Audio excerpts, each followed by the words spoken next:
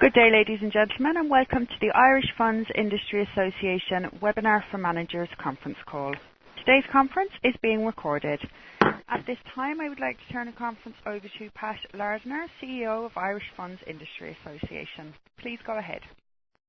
Thank you. Good morning, everyone, and thank you for taking the time to join us this morning for this webinar. It's part of a series of events which we're hosting to try and make sure that we extend as far as possible an understanding and appreciation of what is possible and capable here from a funds point of view, particularly as we're aware that an increasing number of managers are considering cross-border distribution. Over the course of the next 45 minutes or so, we're going to try and give you, number one, an overview of Ireland, two, some practical considerations in terms of what you should be looking at in considering your cross-border distribution strategy and the funds or fund structures that might sit behind that, as well as a dig into some of the regulatory considerations, which are clearly very important in considering this important step as you develop your own business strategies.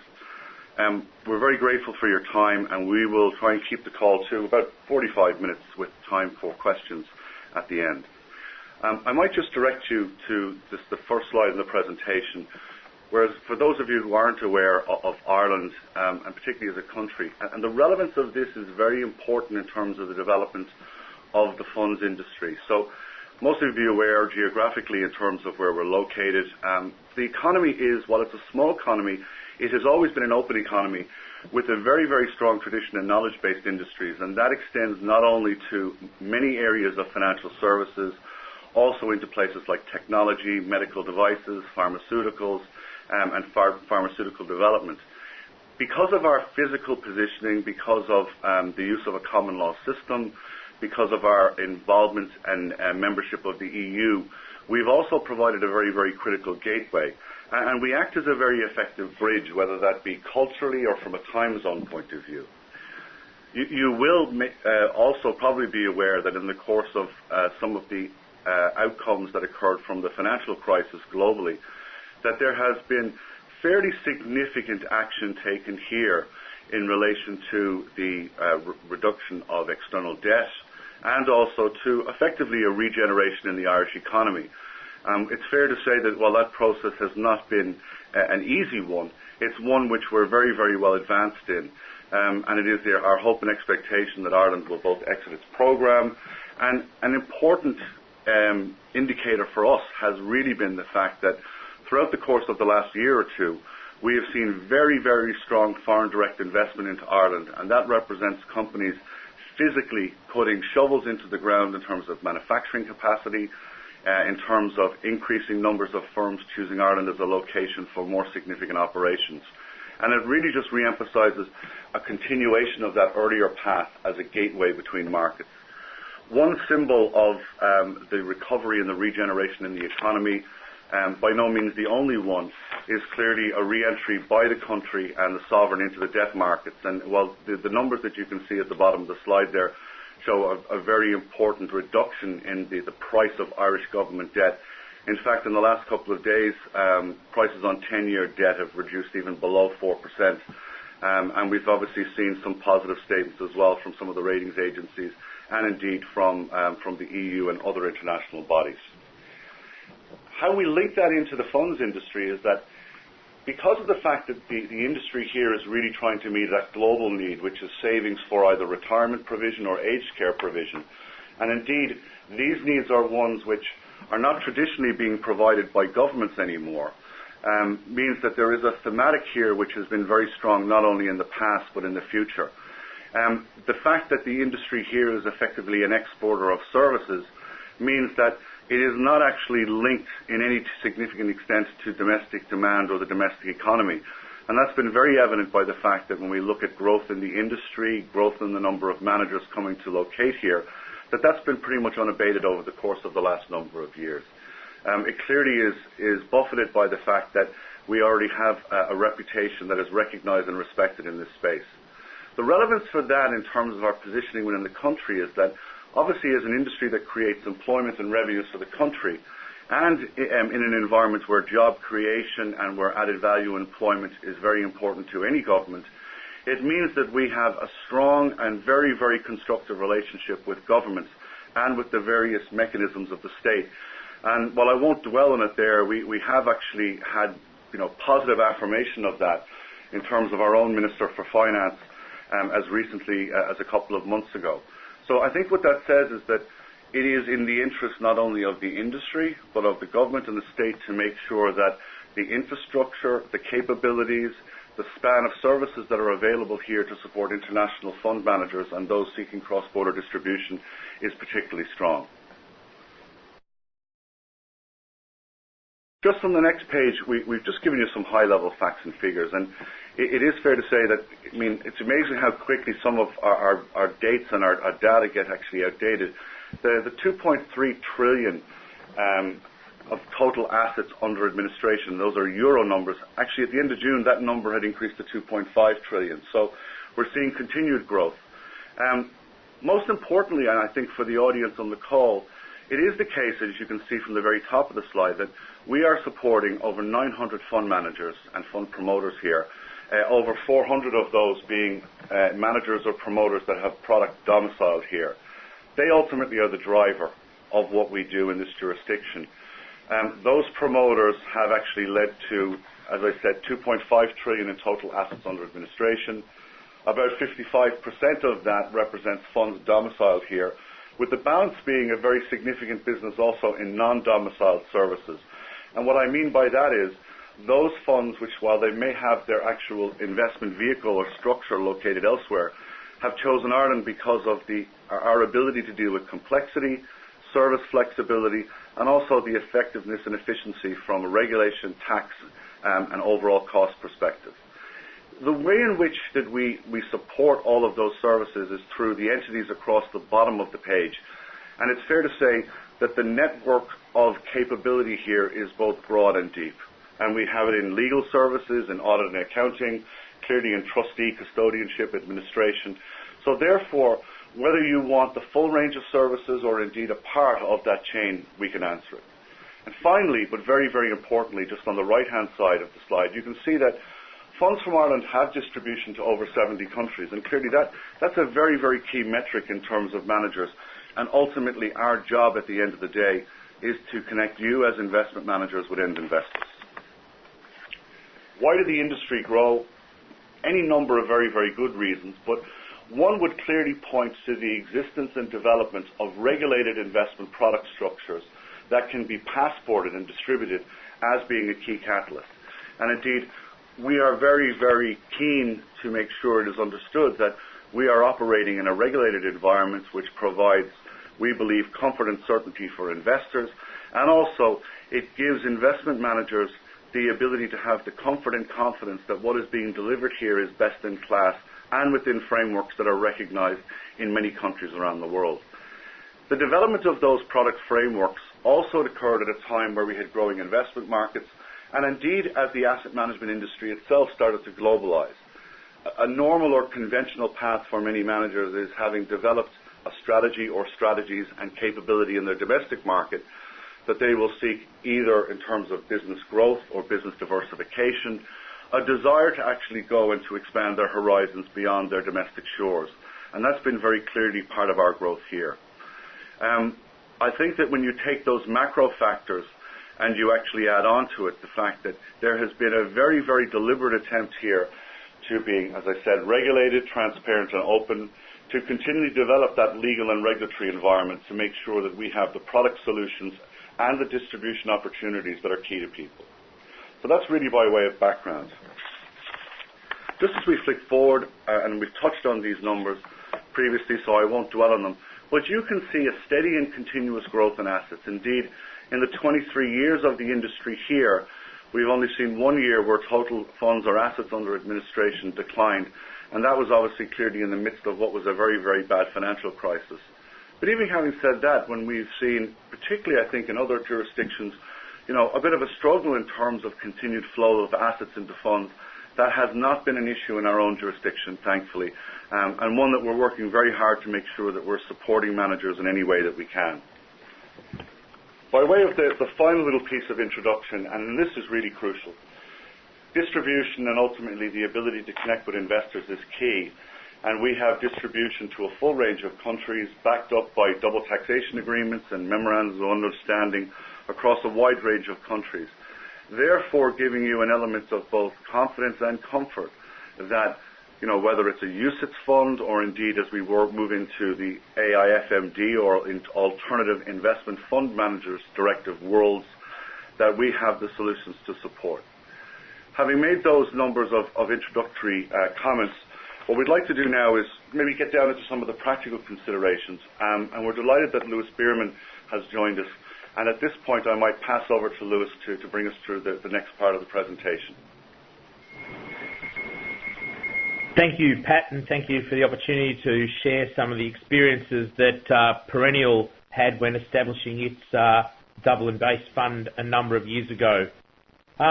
We established a Dublin fund in 2006. We began our research and launched a fund in 2007, and hopefully today I can provide some of the experiences that we encountered and make aware to participants some of the issues that we have seen over the journey, especially in setting up our fund.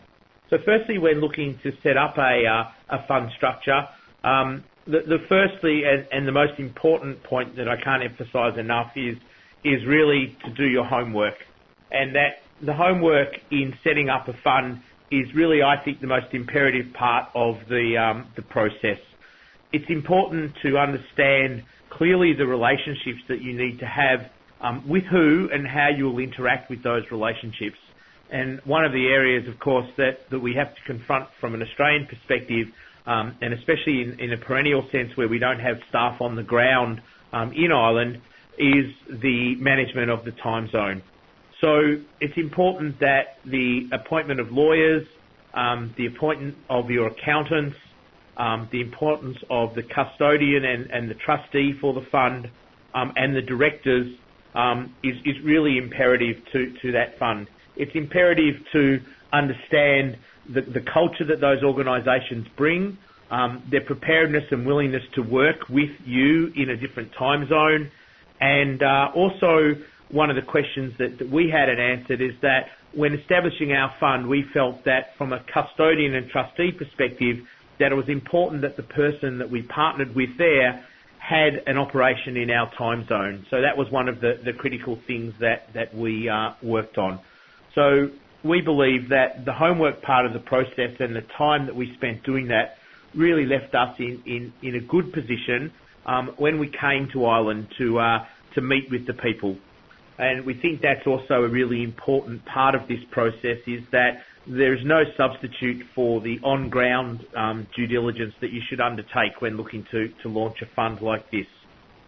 The question of distribution is one that is also needed to be thought about, and I think it's important to really know what markets you wish to distribute your fund into, what client channels you wish to sell your fund into, and important to know the additional requirements required, even where markets, by having a UCITS product, are passported, and it is a lot simpler to distribute these funds in various markets. There are differing requirements between different markets within Europe and the UK, and then of course, given the ability to distribute your UCITS product into Asia, there are a lot of requirements. So the question as to how to distribute, I think, really needs to be answered by where you wish to distribute, and to take a lot of work into the markets that you look at.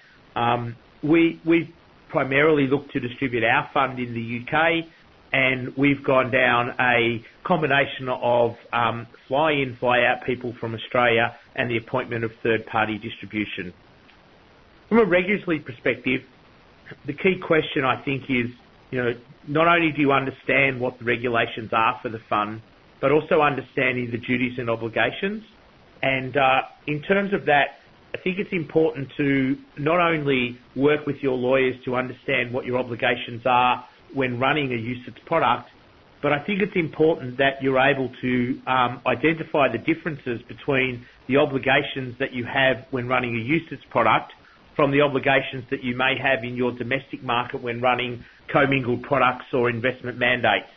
I think one of the important factors for us was the ability to identify the differences and ensure that those differences were built into the compliance and regulatory procedures that we have within our own business, so they became a part of our business rather than being something that was separate to our business.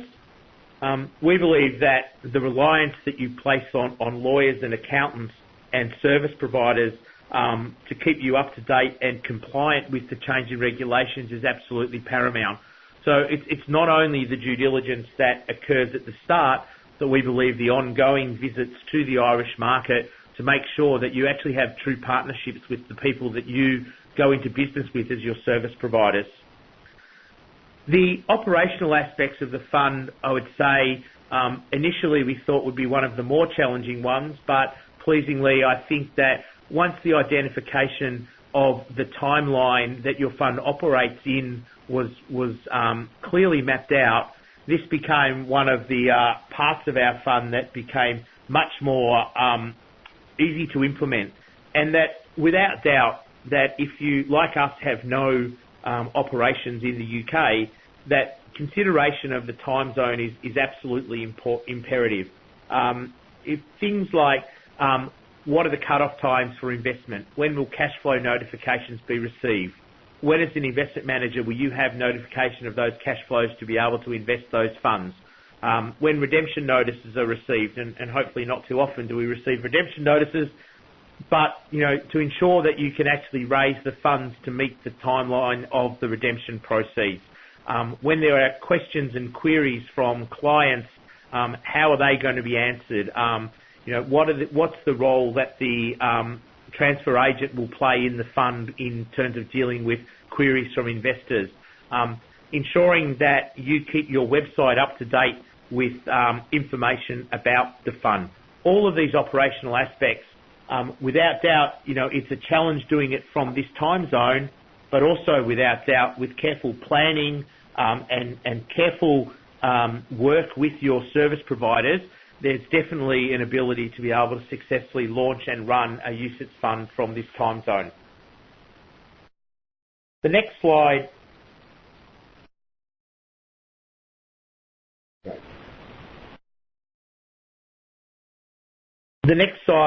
in terms of setting up the fund structure, some of the key points to consider for asset managers. Clearly the tax side of it is important, and we felt that one of the keys to appointing our accountants was the ability to assist us on all of the tax and accounting issues.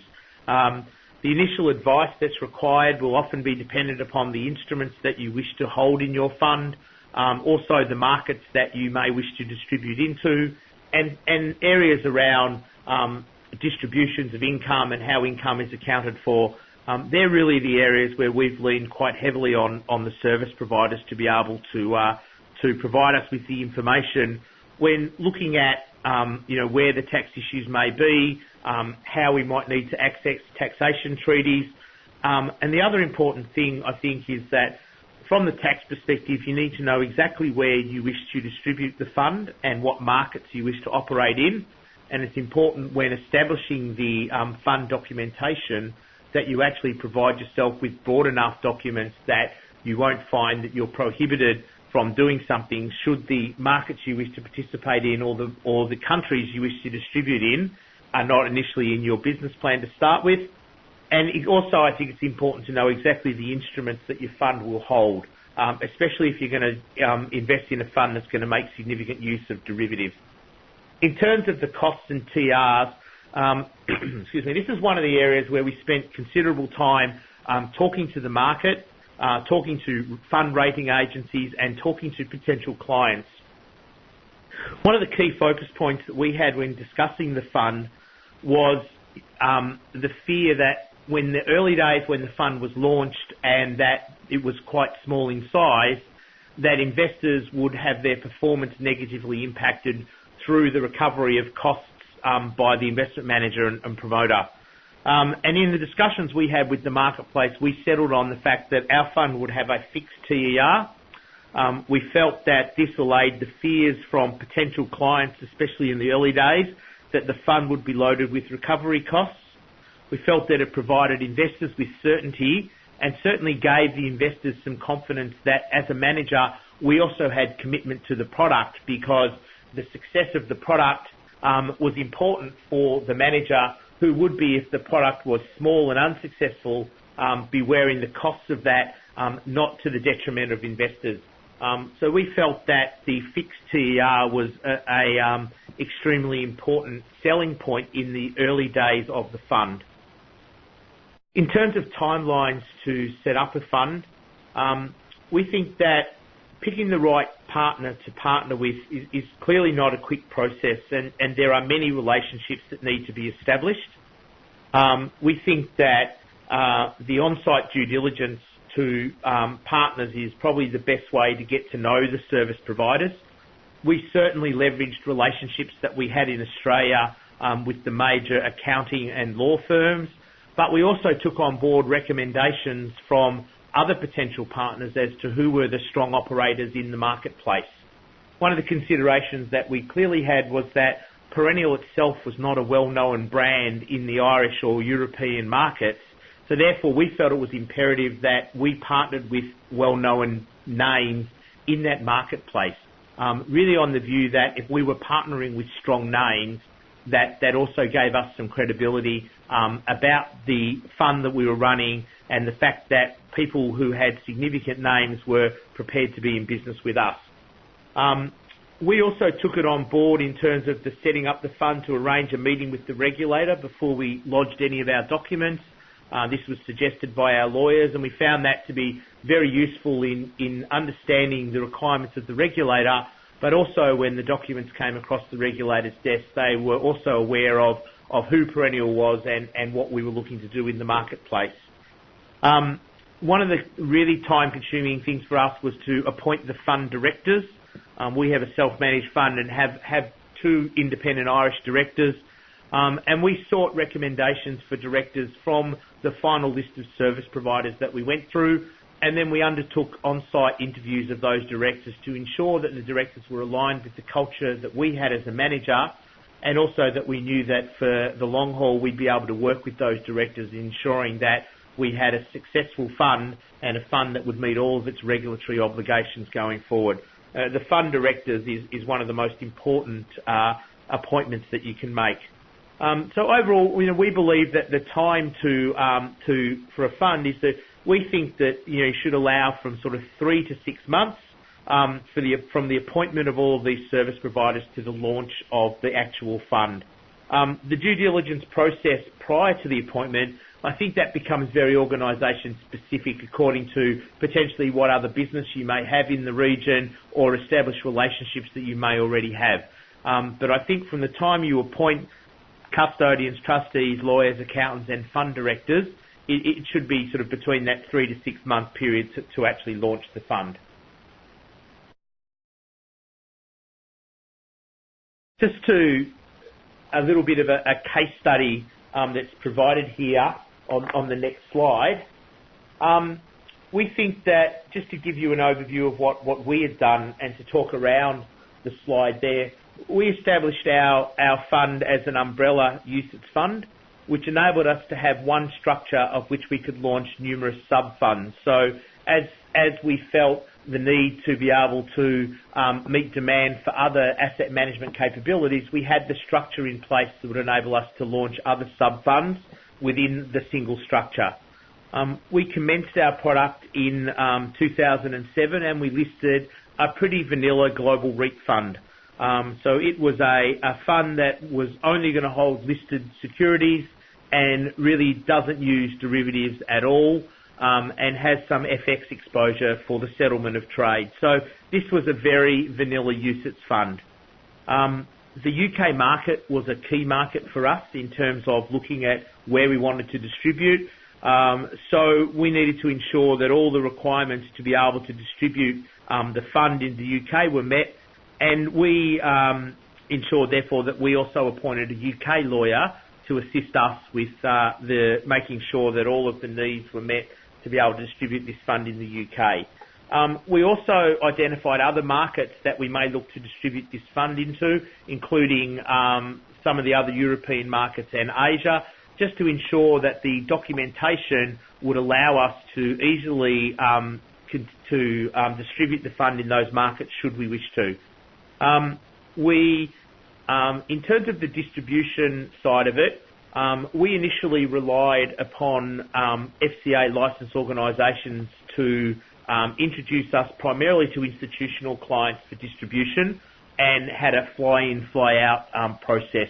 In hindsight, I think that was probably a mistake that we made and one that I think when I was doing it, I would look at having some form of distribution agreement on the ground in the markets that you are looking to distribute in a more dedicated sense. If you're a larger organisation, you may actually have people on the ground that can assist with that. If you're not, then I think the consideration for distribution is either to appoint a third-party marketing firm to assist and represent you or to potentially have marketing people on the ground. But I think that our reliance in the early days to do it on a fly-in, fly-out basis was probably a mistake that we made. It did take a bit longer to get traction than we'd hoped. We made sure, as I mentioned before, that we appointed a custodian and a trustee who had presence in our domestic time zone so that they could support and assist us with any issues. We appointed strong names to support the fund. We had a relationship domestically with KPMG, so we leveraged that relationship into the Irish market. We had a preference for Ireland over some of the other markets, primarily because language was important to us in terms of the communication side of it. The familiarity with the legal structure of Ireland and the way these funds were covered under that legal side. Importantly, the very broad range of service providers that was available to talk to. The strong governance reputation and the very strong reputation that the regulator had. And as I mentioned earlier, also, we felt very comforted with the access that we had to the regulator. And we also felt that ability to work collegiately with the regulator was very important to us. So, in terms of that case study, they were the sort of key reasons and positives that we had around the market. The final slide is really about the key parties. We think one of the key things that really attracted us to the UCITS structure and also launching it in Ireland was the fact that we actually don't require any staff on the ground in Ireland to run a successful UCITS product. We are the promoter of our fund, we are the investment manager of our fund, and we have appointed in Ireland the custodian, the trustee, the administrator, auditors, lawyers, and as I said, we have a self-managed company with a board of directors. All of those functions are performed in Ireland, and with the success of our fund and the ongoing commitment, I get to go to Ireland a couple of times a year to attend board meetings, which have generally been, it's been very good in terms of the presentations received from all those service providers and the experience that we've had. So with that, I'll pass over to Vincent. Many thanks, Lewis. This part of the webinar will look at the various principal regulated products available to managers in Ireland. Firstly, we have the UCITS fund, which Lewis has already mentioned, and which is the European Passportable Mutual Fund. And on the other side, we have a product known as the Qualifying Investor Alternative Investment Fund, which is authorised under Irish law. It is designed principally for institutional investors and is now subject to the Alternative Investment Fund Managers Directive. We'll look at the Qualifying Investor Fund product in a moment, but first to turn to the UCITS product. Well, it's created pursuant to a European directive and is very much a global, well-recognised international brand. So if, for instance, your investment manager may not be a household name, but is marketing a UCITS, you are marketing a product which is well recognised, which is sold in EU and Asia, but also in Africa and South America. And then certainly that familiarity that investors will have with the UCITS brand certainly makes that sale process a lot easier. In terms of Ireland, well, as Pat has already mentioned, we are the fastest growing UCITS domicile over the last 3 years in terms of assets under management, and it's certainly one of the predominant jurisdictions in the EU for establishing a UCITS fund. Our time to market and our time to authorization is generally accepted as being faster and speedier than our competitors in other jurisdictions, which gives us a significant advantage. And your UCITS product, once authorised in Ireland, can benefit from the EU passport. This passport allows your fund to be registered for sale in overseas jurisdictions, but in exchange for that EU passport, your UCITS product is subject to certain investment restrictions. A UCITS fund will principally invest in transferable securities only. Why transferable securities? Well, a UCITS product, a key feature of it is liquidity. You're required to provide at least fortnightly dealing in your fund so that investors can come in and exit your fund at least fortnightly. But most funds that we would see would have daily or weekly liquidity. There are certain borrowing restrictions which apply to UCITS funds. You can only borrow for temporary purposes, and borrowing is limited to 10% of your net asset value. Our next slide looks at eligible and ineligible assets in more detail. On the left-hand side, we see that a UCITS fund can acquire transferable securities, money market instruments, financial derivatives, which UCITS have been able to use for a number of years now for efficient portfolio management or for investment purposes. A UCITS fund can acquire deposits, or it can even invest in other funds. These other collective investment schemes would generally be UCITS, or what are regarded as UCITS equivalent funds. So they provide an equivalent level of investor protection to that available to UCITS investors. It's not possible for a UCITS to directly acquire gold, property, real estate, or commodities. However, that doesn't restrict a UCITS fund from acquiring, for instance, debt or securities issued by companies which operate in the precious metals or the property sectors. Equally, through the use of derivatives, a UCITS can gain exposure to a commodities index. The UCITS product is a constantly evolving product. The UCITS 3 directive permitted UCITS funds to use financial derivative instruments and generally broadened the scope of the UCITS product. The UCITS 4 directive introduced a EU passport, which makes it much easier, more cost efficient and faster to register your UCITS product in other EU member states. There are proposals again to further amend the UCITS regime under the UCITS 5 directive, and these focus principally on two areas to bring the UCITS in line with the AIFMD regime, and they look at the depository liability and the remuneration of your manager. There is a proposal to introduce a strict liability for custodians. So unless your custodian can show that the loss of assets is due to some external unavoidable factors, that custodian is liable to replace those assets. This clearly provides a greater level of investor protection, and the purposes of the proposed changes to the remuneration policies is to align the interests of the manager with the interests of the fund. So for instance, there is a proposal to defer a certain portion of variable remuneration for managers in certain instances. Before we look at the qualifying alternative investment fund, it's useful to look at this contrasting graph. On the left-hand side of the graph, we have the UCITS product, a risk-averse product designed principally perhaps for retail investors, subject to certain investment restrictions, limits on your borrowing, and obligations to provide certain amounts of minimum liquidity.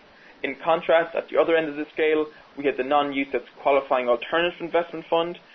It takes account of the greater level of sophistication of your investors. Your investors principally be professional investors, and thereby you have a greater level of investor flexibility.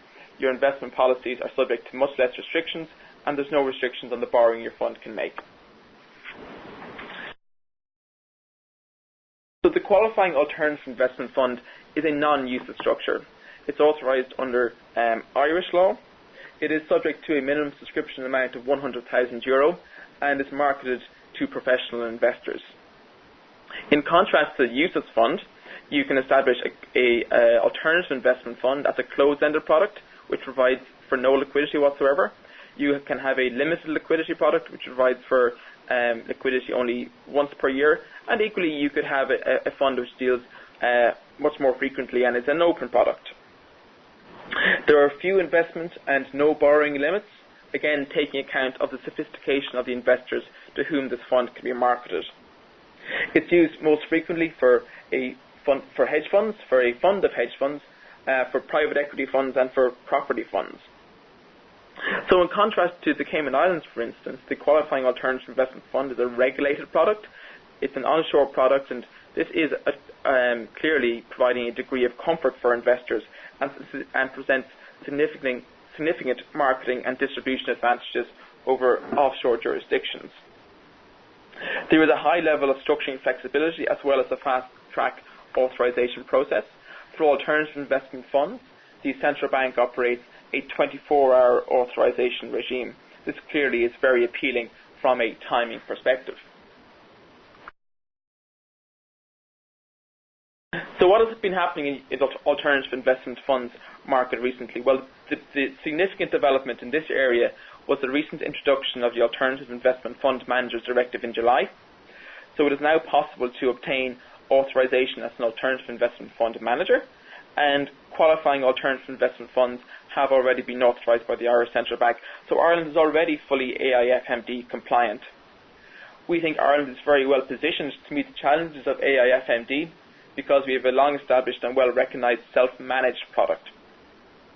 So an alternative investment fund established by an Australian manager, your Australian manager clearly may not wish to assume the obligation of compliance with the Alternative Investment Fund Managers Directive, but could instead choose that the AIFMD requirements apply at the fund level. So the fund, in addition to being your fund, could also be your alternative investment fund manager. So once the fund is AIFMD compliant, you do have the ability to passport that fund across other jurisdictions. Currently, the passport is not available for alternative investment funds, but under AIFMD, the passport is now available for funds to which the directive is subject. Again, a significant advantage for an Irish regulated product over other jurisdictions. We also operate a streamlined redomiciliation process, and funds from the Cayman Islands and Channel Islands have chosen to redomicile in Ireland and to continue their funds by way of continuation, thereby preserving their track record and the performance of the fund. I think it would be useful to provide some background to the purpose of AIFMD. It's a European directive that may not necessarily be widely acknowledged, but really the background to the directive stems from a concern at EU level that the activities of private equity funds or hedge funds represent a systemic risk to the financial system of the European Union. So the directive seeks to provide a level of protection for the financial system by imposing obligations on alternative investment funds and the managers of those alternative investment funds to provide greater investor disclosure and information to regulators throughout the EU. So there is now a common set of rules for the supervision and authorization of alternative investment fund managers in the EU, and in return for that common set of rules, there is now a single market passport for alternative investment funds. The directive has resulted in an increased level of investor protection through supervision and reporting. And again, there is a desire to align the interests of the investment manager with those of the fund to the remuneration policies which your manager will be required to have, to avoid things like short-term reckless trading which may expose the fund to greater risk. There is more comprehensive information for investors and regulators, so there is a requirement to have greater transparency through the information which you provide to your investors through your offering documents or your prospectus, your periodic reports or your accounts. And there is also an obligation to provide greater information to regulators on the activities being undertaken and, for instance, the level of leverage being employed by the alternative investment fund. The next slide looks at the most common structure which we would see in the Irish market for investment funds, your variable capital company. In this particular graph here, we have a manager, but your manager is optional, and as Lewis had mentioned, you can have a self-managed fund, so that fund is managed by the board of directors, and in that case, the fund itself would be responsible for directly appointing the Australian-based investment manager.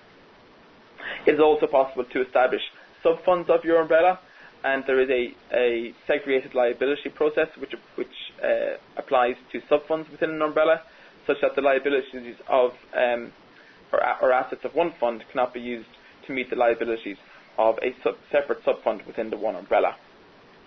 In addition to the variable capital company structure, we also have a unit trust structure. This is created by establishing an Irish management company, and the trust is constituted by a trust deed, which is entered into by your manager and your trustee. The manager enters into contracts on behalf of the fund, and your trustee is responsible for custodying your assets and also appointing a global sub-custodian who would custody assets in other jurisdictions. So really, this was an overview of the principal regulatory regimes in Ireland. We looked initially at the UCITS fund, which is regulated under an EU directive, subject to strict investment restriction rules, required to provide regular liquidity to your investors, and has an EU passport available to it. And it's very much a global international brand. On the other side of the scale, we have now the qualifying alternative investment fund, very few investment restrictions, principally for professional investors, but now under AIFMD we'll have an EU passport available to it. So at this point I'd like to hand back to Pat for any closing comments. Thanks very much, Vincent. I think over the course of the last 40 minutes or so, hopefully you've got a sense for a number of things. I think number one, and something we talked a lot about UCITS, but maybe for those of you who are less familiar with it, UCITS is, as a product designation, as a product structure, is 25 years old. And it's gone through, as Vincent said, a number of iterations to make sure that it is now well recognized, that it is distributable.